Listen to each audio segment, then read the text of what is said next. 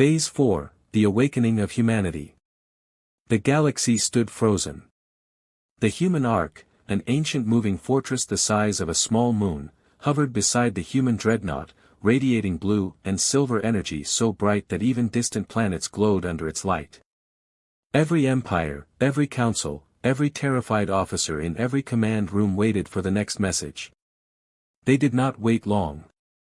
A ripple of gravity burst from the ark, shaking the entire sector like a silent earthquake. It was not an attack. It was a signal. A call. A call to every human creation ever made. The dreadnought responded first. Its hull shifted again, new plates forming, symbols glowing brighter. Then the ancient human ships behind it, hundreds, maybe thousands, activated in perfect unison. Their engines lit up with a deep blue fire. Their hulls reshaped into sleek, deadly forms. Commander Lyric watched, unable to speak. "This is not a fleet," he whispered. "This is a civilization."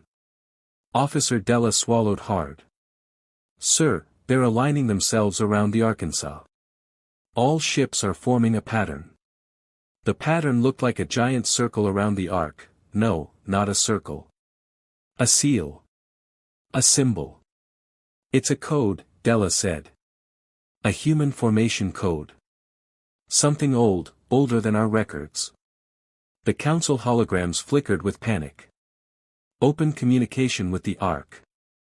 We must talk to them. Humanity cannot reclaim half the galaxy. This is a threat, this must be stopped." Lyric shook his head slowly. "No one is stopping this." The ark began to turn. Not like a ship. Not like a machine. It rotated with the dignity of something ancient, something living, something that had crossed galaxies, wars, and lost ages. Then the ark broadcasted a new message. No words at first. Just a series of heartbeats. Slow. Deep. Heavy. Every ship felt them. Every planet felt them. Every species felt them. Then a voice, ancient, calm, undeniable, filled the galaxy. Phase 4, Humanity Awakens.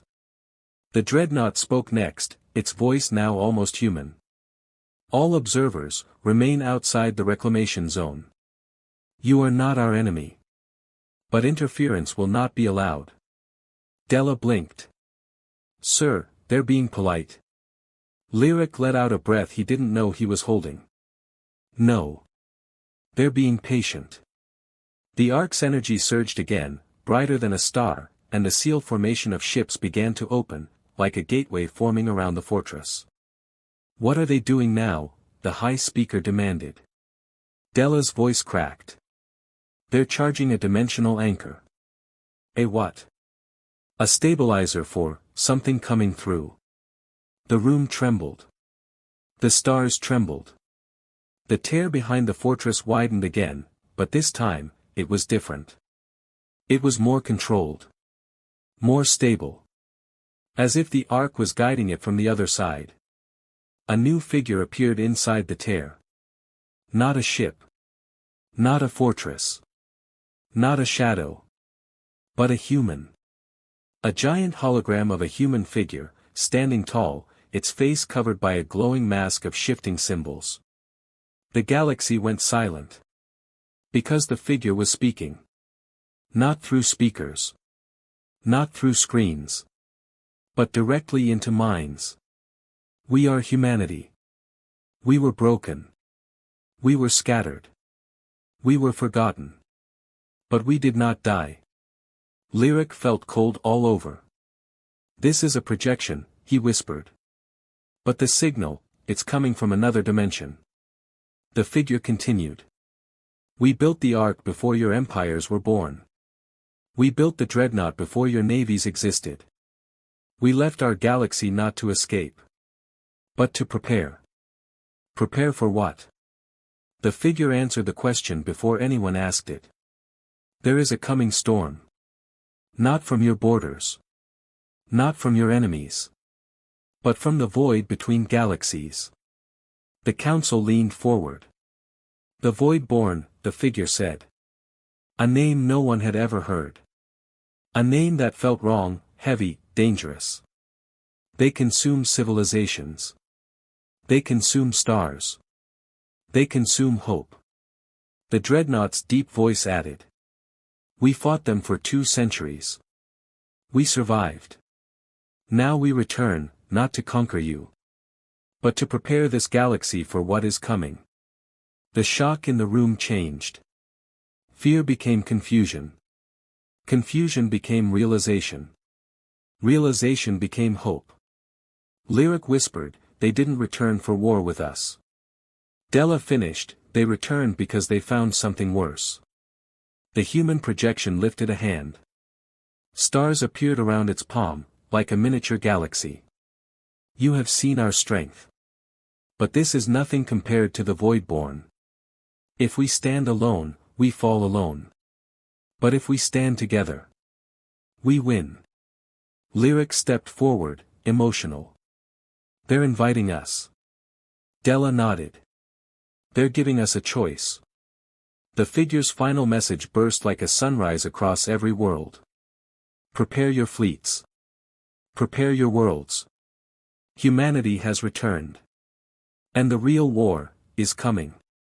The Ark, the Dreadnought, and the ancient ships aligned in a perfect formation. The sky glowed with human power. The galaxy held its breath. And for the first time in history, humanity did not stand alone. The last light fades. The people of Arion 6 had lived under fear for many days. Their blue sky was now filled with smoke and broken metal. Once, this world was a busy trade hub, full of life, ships, and bright lights. But now, everything was silent except for the sound of distant explosions. The Keeler swarm, a cruel alien enemy, had reached the planet, and nothing seemed strong enough to stop them. Every morning, the sun rose behind black enemy warships. The Keeler fleet was huge, thousands of small fighters and dozens of heavy destroyers. Their largest dreadnought was so massive that it blocked half the horizon. It looked like a floating mountain made of metal and death. The people could not fight it. Their last defense cannons were destroyed. Their fleet had escaped or been wiped out. Their leaders had sent so many distress calls, but no help came. No allied government wanted to face the Keeler swarm. Everyone was afraid. In the capital city, the shelters were full. Families cried quietly. Children held their parents tightly. Soldiers stood guard even though they knew they could not protect anyone. They were only waiting for the final attack. Above them, in the damaged command tower, Watch Officer Lyra sat alone at the main scanner station. Her uniform was torn, one sleeve burned away, and her forehead was bandaged. She was tired, hungry, and scared, but she refused to leave her post. She kept repeating the same action, scanning deep space again and again, hoping for a miracle. She knew nothing would change, but something inside her still wanted to believe. Maybe someone had heard their call. Maybe someone out there cared. But the screen remained empty. No ships. No signals. No hope. A loud vibration passed through the tower. Dust fell from the cracked ceiling. The Keeler dreadnought had moved closer, ready to fire its final weapons. It powered up planet-killer beams that could tear a city in half. Lyra swallowed hard but kept her eyes on the scanner. She spoke softly to herself, anyone at all, please. Down in the shelters, Governor Marek stood in front of the citizens. He tried to smile, but his voice was weak. Stay calm, he said. We are doing everything we can. But everyone could see the truth on his face. They were all going to die. Outside, the sky turned red and black as the enemy ships formed a targeting pattern. A deep, echoing hum filled the air. The Keeler were charging their main beam. It would hit the planet in less than a minute. The ground shook again. Pieces of the tower fell off. Lyra grabbed the table and braced herself. Her fingertips trembled. She had never been this afraid in her life. Then, something blinked on her scanner. A tiny spark. A small disturbance. A dot of light where nothing should exist. Lyra frowned and tapped the screen. She cleaned the dust, adjusted the filters, zoomed in. The dot remained. Her heartbeat rose. What is that? She ran the scan again. This time the point flickered brighter, like something pushing through a curtain of darkness. It was faint, unstable, and far away, but definitely real. Governor Marek, she whispered through the comm, I'm picking up something. What kind of something? The governor asked in a tired voice. I don't know, Lyra answered. Maybe a ship. Maybe a signal. It's too far. It's too small. The governor did not respond. He probably thought she was imagining things because of stress. Outside, the Keeler beam reached full charge. The dreadnought's entire body glowed. The hum grew louder and louder until the air itself vibrated. This was the end. The beam fired. A massive red energy shot forward, straight toward the planet. People screamed. Some cried. Some closed their eyes. But the beam never reached the ground. It suddenly twisted, bent to the side, and shattered into tiny particles like dust blown away by a hurricane. Everyone froze. What just happened? A soldier whispered. Lyra's eyes widened. She turned back to the scanner. The small point of light was growing. Slowly but clearly. The governor shouted over the comm, Officer Lyra. What are you seeing? I don't know. Lyra yelled. But something big is coming through. The scanner alarm beeped loudly. The distortion spread wider. Energy waves rippled across space. It looked like something huge was forcing its way into real space, tearing a hole in the darkness. Metal shapes appeared inside the distortion. Large, heavy structures. Engines. Armor plates. A shadow formed. Then another. Then a full silhouette. The citizens inside the shelters ran outside to look at the sky. Even the enemy ship stopped moving as if confused. Everyone stared upward in complete silence. From the heart of the distortion, inside a swirling storm of blue and white light, a gigantic human warship appeared. Its hull was old, scarred, and reinforced with thick plating. The ship looked ancient, powerful, and absolutely deadly. It dwarfed every Keeler vessel. Its cannons glowed like awakened dragons. Its engines burned like newborn stars. The ship did not announce itself. It did not send a message. It simply existed, and its presence shook the planet. Lyra whispered one word, with tears in her eyes. Humanity came back. And on every Keeler ship, alarms began to scream. Because what arrived from the endless dark was not just a warship. It was a nightmare, for them. The ship that should not exist. The Keeler swarm had faced many enemies in the galaxy. They had destroyed fleets, crushed worlds, and consumed species without fear. But the moment the human warship appeared, every Keeler ship hesitated. Their scanners screamed warnings, their targeting systems glitched, and their engines flickered as if the space around them refused to obey their commands. The warship drifted forward slowly, like a sleeping giant opening its eyes. Lyra watched the readings in disbelief. Governor. I think this ship is not registered in any database. It's unknown. Unknown ships were impossible. Every vessel ever created, from any species, was logged in the Galactic network. But this one wasn't. That thing, it looks ancient, Governor Marek whispered through the comm, but also, stronger than anything I've ever seen. The hull of the human warship was dark, armored with layers of metal that no modern scanner could read through. Strange marks covered its sides, old battle scars, melted shapes, and lines that looked like they belonged to wars thousands of years old. But the strangest detail was its size. It was bigger than the Keeler dreadnought. Bigger than any human ship that had existed for 100 years. Bigger than anything that should exist at all. The Keeler swarm panicked first. Their dreadnought, the largest in their fleet, recharged its weapon and fired at the human warship. A bright red beam shot through space with enough power to vaporize a moon. The beam hit. The planet below shook. But the human warship didn't move. It didn't crack. It didn't spark. It didn't even warm up. The beam just vanished on contact. The Keeler dreadnought tried again. This time it fired 3 beams. Nothing. Not a scratch. The alien commanders screamed orders. Fighters launched in swarms, flying toward the warship like insects attacking a mountain. They fired missiles, lasers, torpedoes, every weapon they had. The warship finally reacted. But not with fear. Not with retreat. It simply turned on its lights. A deep blue glow spread across its hull, and every weapon on every Keeler ship instantly lost tracking. Missiles lost their paths. Lasers bent.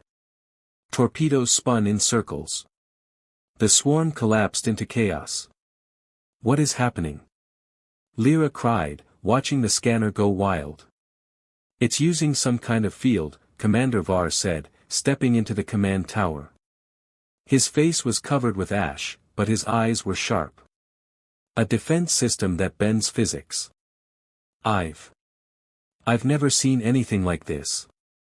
The human warship continued moving. Its engines pulsed once. Boom. A wave rippled through space, shaking every enemy ship and sending fighters tumbling out of control. Many crashed into each other. Others slammed into the dreadnought's hull. The Keeler swarm had strength, but they had never felt fear. Not like this. Inside their command ship, the alien general screamed in panic. Retreat! Retreat! This should not be possible. Humans do not have this kind of power. But retreat wasn't possible. Because the human warship was now fully awake. Lyra saw something on the screen, something that made her breath stop. The ship, it's charging weapons, she whispered. The warship's cannons, huge and heavy, glowed with a bright white light. Not energy. Not plasma. Something else. Something older. Something stronger. And when the first cannon fired, it didn't shoot a beam. It didn't launch a missile. Instead, a silent burst of white space rippled outward. Every Keeler fighter in front of it dissolved into dust. No sound. No explosion. Just, gone. The dreadnought attempted to escape, powering all its engines. But something pulled it back, gravity around the human warship bent like a living thing. The dreadnought's engines burned red as it struggled, shaking violently. On Arion 6, the citizens watched with wide eyes. Soldiers stopped running. Children peeked from behind adults. Hope, real hope, appeared for the first time. They're saving us, someone whispered. But Lyra wasn't so sure. Governor, she said quietly. What if this ship is not here for us? What if it has its own mission? Before anyone could answer, the warship fired again. The Keeler dreadnought split cleanly down the middle. No flames. No debris. Just 2 perfect halves drifting apart. The commander of the Arion 6 Defense Force stared at the sky. That ship, it's not a weapon. It's a warning.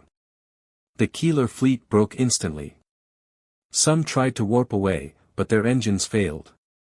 Others tried to dive into the planet's atmosphere, but the warship bent gravity again, pulling them back into space like toys.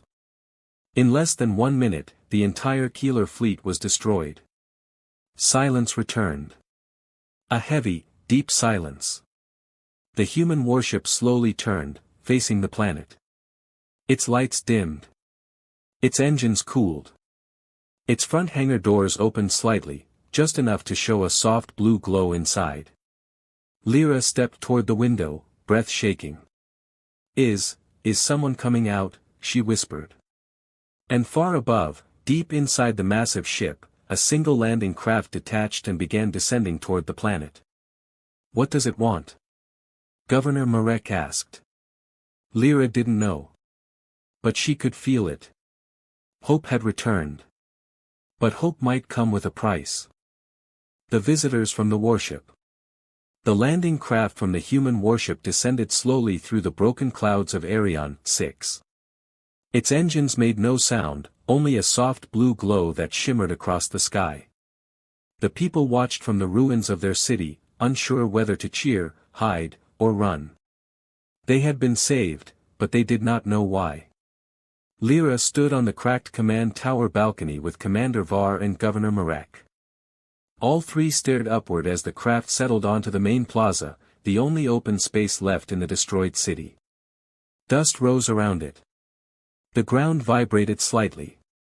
The craft looked far more advanced than any human design the galaxy knew. Its body was smooth, shaped like a single piece of metal with no seams. Its surface carried glowing patterns that looked like constellations. Governor Marek whispered, This technology is not from any human nation." Commander Var nodded slowly. "If this is human, then humanity has changed." The landing ramp opened. A white mist drifted out, swirling around the base of the craft. 3 figures walked down the ramp, tall, armored, silent. Their armor was black with glowing blue lines. Their helmets hid their faces completely, and their footsteps were heavy but controlled. People gasped and stepped back. Lyra did not move. The 3 figures reached the center of the plaza. The crowd froze. Nobody dared speak. Nobody dared breathe. Then one of the armored figures pressed a hand to their helmet. The faceplate slid open with a soft hiss. Under the armor was a human face. A young man, no older than 25. His eyes glowed faintly blue, like they held a piece of a star inside them. "I am Lieutenant Rovan," he said in a calm voice. "We are from the human warship Astrius. We are here because your world called for help." A wave of relief passed through the people. Some cried. Some fell to their knees. A soldier dropped his weapon and covered his face. But Commander Var narrowed his eyes. "That ship, the Astrius. I have never heard that name." "You wouldn't," Rovan replied. "The Astrius is not part of the public human fleet." Governor Marek stepped forward, voice trembling. "Then, who sent you? Which human government?" Rovan paused for a long moment. Then he said, "None." Silence. Not a bird. Not a wind. Nothing moved. "What do you mean none?" Marek asked softly. Rovan looked around the ruined city. He studied the broken buildings, the burned streets, the frightened faces of civilians. Then he spoke words nobody expected. "Astrius is part of the lost human armada," he said. "A fleet that disappeared 200 years ago. We were thought destroyed. We were not." Lyra's heart jumped. "Lost. Armada? That's a myth. A children's story." Rovan's faint blue eyes narrowed. "Myth or not, we are here." He looked upward at the massive warship still floating above the planet like a silent god. The Astrius is one of the oldest human warships ever built. It went missing during the era of collapse, when humanity was attacked from every side. Our fleet was forced into a void rift to escape extinction. Governor Marek stepped back. "The void? You mean, that unstable region between dimensions?" "Yes," Rovan said. "And we were trapped there for centuries." People gasped. Commander Var clenched his jaw. Rovan continued, "Time inside the void does not flow like normal space. We lived through battles that lasted days but felt like years. We fought creatures that do not exist in your world. We survived storms that broke physics." His voice grew colder. And in that place, humanity evolved. The other two armored figures opened their helmets as well. Both were human, but their eyes also glowed faintly. Their skin had small metallic lines, like tiny circuits under the surface. These modifications, Lyra whispered, they're not natural. Rovan nodded. We adapted to survive the void. Our technology changed. Our bodies changed.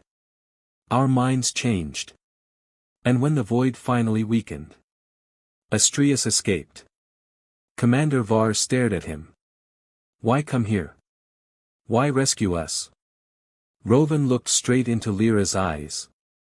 Because the signal you sent, he said slowly, was the same emergency code our ancestors used when humanity faced extinction. Someone on your world used a forgotten human distress call, one that only the Lost Armada still recognizes. The governor swallowed hard. But none of us know that code. The three armored figures exchanged a confused look. If not you, Rovan said quietly, then someone, or something, on your planet did. A cold shiver ran through Lyra's spine. A hidden human. A forgotten AI. Something buried underground. Before she could think more, Rovan's armor beeped loudly. He touched his helmet again. A deep voice echoed from the ship above. Lieutenant Rovan. Incoming threat detected. Unknown signature. Prepare the planet. The ground shook. The sky grew darker. A new distortion appeared on the edge of the atmosphere, bigger, stronger, more violent than the one the Astrius came through. Commander Var stepped forward, hand on his weapon. What now? Rovan looked up slowly. Fear, real fear, appeared in his glowing eyes for the first time. Something followed us from the void, he whispered. And it is not human. The void followers. The sky above Arion 6 darkened so quickly that people thought night had fallen again. But this darkness was not natural. It moved like liquid smoke, forming twisting shapes that stretched across the atmosphere. The ground vibrated as strange echoes rolled through the air, echoes that sounded almost alive. Lyra stared upward, unable to move. What is that? Lieutenant Rovan took a deep breath, his blue glowing eyes narrowing. Void followers. Governor Marek shook his head. I don't understand. What followed you? Rovan turned toward him slowly. Creatures from the void. Hunters. They live in the space between dimensions. They do not belong to any universe. They track anything that escapes the void, and they always come in swarms. As he spoke, the dark distortion grew wider. A massive tear opened in the sky, a rift glowing with unnatural purple lightning. From inside the rift, shapes began to emerge. Not ships. Not machines. Something much worse. Creatures with bodies made of shifting shadow and metal-like bone. Their wings were long and razor-sharp. Their eyes glowed like burning coals. They flew in silence, hundreds of them, each one moving like a predator searching for prey. The crowd screamed and fled. Soldiers raised their weapons but did not fire. Their guns felt too small, too weak for monsters like these. Commander Var forced himself forward.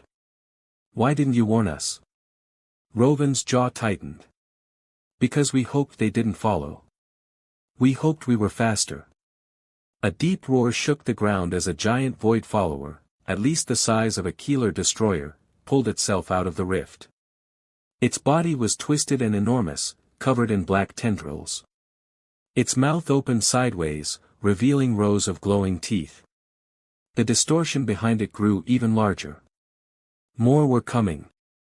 Rovan touched a device on his wrist. Astrius, status. A voice responded instantly from above, deep and powerful. Weapons online. Shields holding.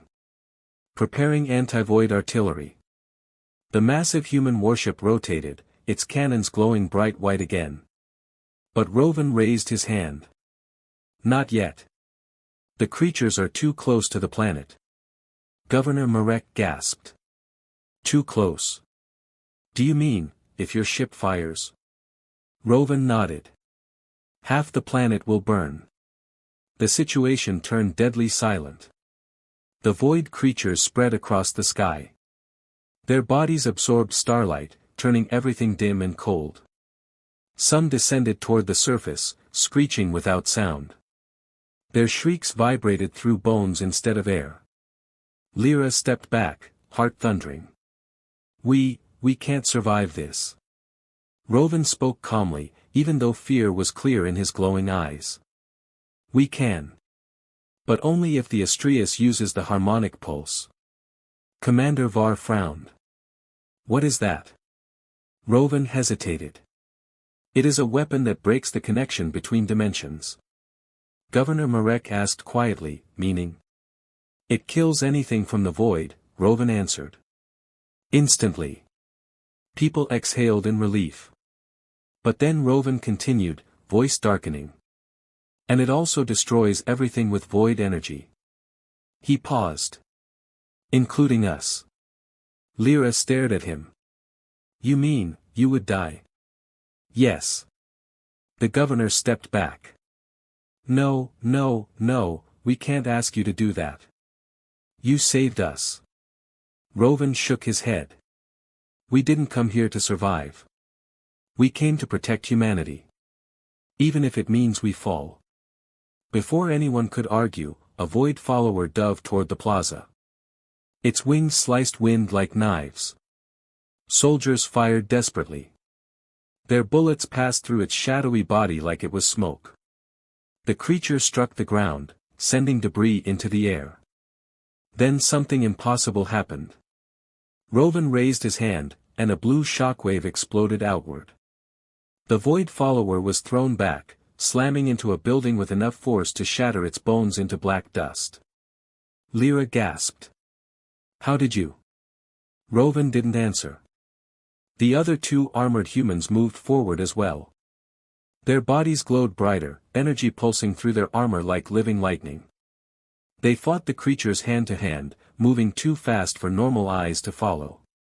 They punched through void bodies. They sliced with blades formed from pure energy. They fought like humans, but enhanced beyond anything normal. But there were too many void followers. For every creature they killed, 3 more came from the rift. The sky was now completely filled with shadow. Arion 6 could not survive this much longer. Commander Var shouted, we need that pulse, now. Rovan looked up at the Astrius hovering in orbit. He touched his wrist device. Astrius. Prepare the harmonic pulse. The warship responded instantly. Warning. Pulse activation will neutralize all void-modified human units. Including officers present. Yes, Rovan said. Prepare it. Lyra grabbed his arm. No. You can't just die. You saved us. Rovan looked at her gently, something almost human returning to his eyes. Do not cry for us, he said softly. We were never meant to live here. We belonged to the void for too long. The sky thundered again. The giant void follower roared so loudly that windows shattered. It dived toward the city, wings cutting through the air like giant blades. Rovan activated his helmet and shouted. Astrius, charge the pulse. The warship's cannons glowed brighter than any star. A deep hum shook the planet. Energy waves spread across the atmosphere. The void followers screamed in fear. Lyra stepped forward, tears falling. What will happen to us? Rovan turned toward her one last time. If the pulse works the way I hope, you will live. He smiled faintly. And we will finally be free. The sky turned white. The pulse began.